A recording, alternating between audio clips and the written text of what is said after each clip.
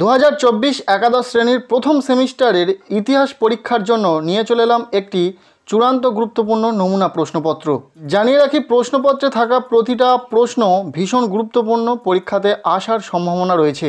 So প্রথম থেকে সম্পূর্ণ প্রশ্নপত্রটি আমরা দেখে নেব। প্রথমে বলা হচ্ছে সঠিক উত্তরটি নির্বাচন করো। এখানে 40টি এমসিকিউ টাইপ প্রশ্ন রয়েছে, প্রতিটি প্রশ্নের মান 1 করে, টোটাল 40 নম্বর রয়েছে।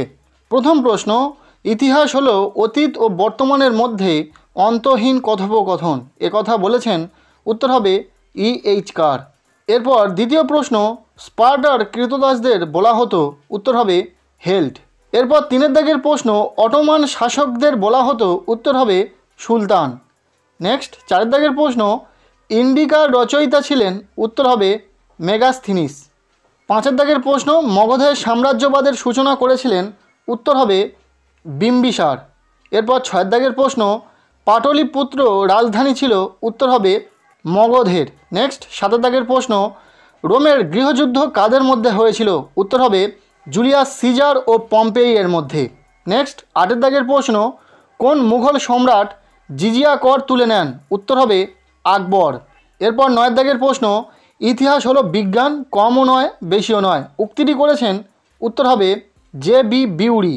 এরপর 10 দাগের প্রশ্ন, গ্রিসের 2টি গুরুত্বপূর্ণ পলিশ হলো, উত্তর হবে এথেন্স ও স্পার্টা।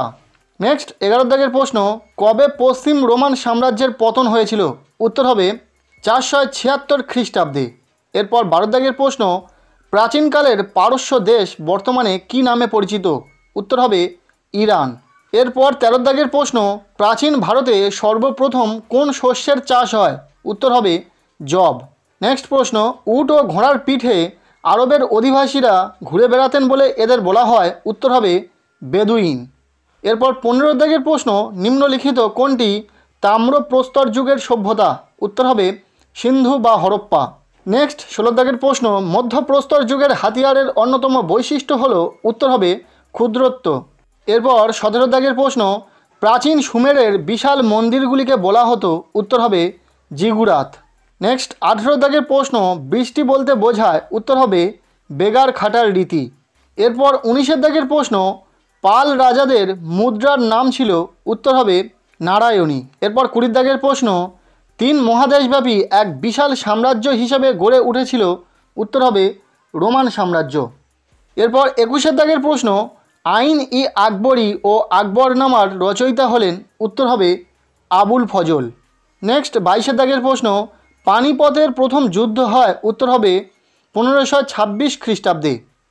এরপর 23 দাগের প্রশ্ন, আদি রোমান সাম্রাজ্য তথা পশ্চিম রোমান সাম্রাজ্যের পতন হয়েছিল, উত্তর হবে 476 খ্রিস্টাব্দে।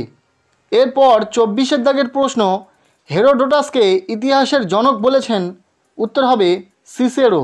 নেক্সট 25 দাগের প্রশ্ন, প্রাগৈতিহাসিক যুগে মানুষ, উত্তর হবে লিপির ব্যবহার জানত না। এরপর 26 দাগের প্রশ্ন, মিলিত পশ্চিম ও পূর্ব রোমের শেষ শাসক ছিলেন, উত্তর হবে থিওডোসিয়াস।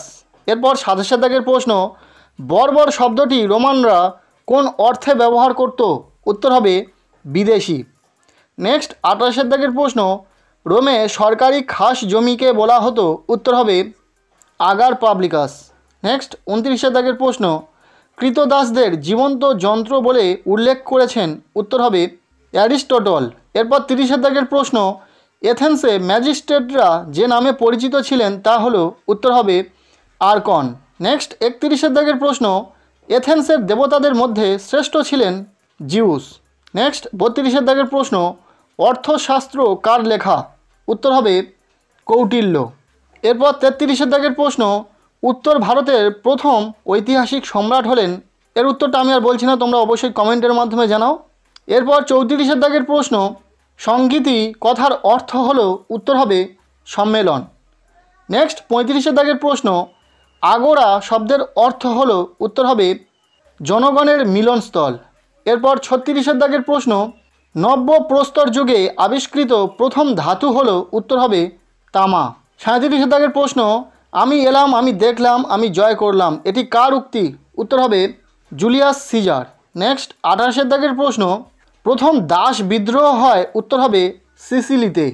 এরপর 39 দাগের প্রশ্ন, আর্যভট্ট ও বরাহমিহির ছিলেন, উত্তর হবে গুপ্ত যুগের।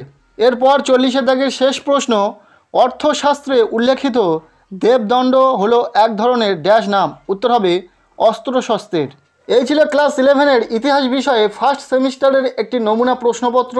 এই প্রশ্নপত্রে থাকা 40টি এমসিকিউ টাইপ প্রশ্ন খুব ভালো করে দেখে রাখো, পাশাপাশি আরও প্রচুর প্রশ্ন তোমাদেরকে পড়তে হবে। যেহেতু ফার্স্ট সেমিস্টারে এমসিকিউ টাইপ প্রশ্ন পরীক্ষাতে আসবে, তাই এমসিকিউ টাইপ প্রশ্নের সাজেশন সেইভাবে হয় না। তবে আমরা চেষ্টা করেছি কিছু গুরুত্বপূর্ণ প্রশ্ন তোমাদের সাথে শেয়ার করার, তাই এই প্রশ্নগুলি পড়ার পাশাপাশি আরও কিছু গুরুত্বপূর্ণ প্রশ্ন পড়ে যেতে হবে পরীক্ষাতে। আজকের এই ভিডিওটি এতটুকুই। ভালো লেগে থাকলে লাইক করো, চ্যানেলে নতুন হলে চ্যানেলটিকে সাবস্ক্রাইব করে রাখো এবং পারলে ভিডিওটি বন্ধুদের সাথে প্রচুর শেয়ার করে দাও।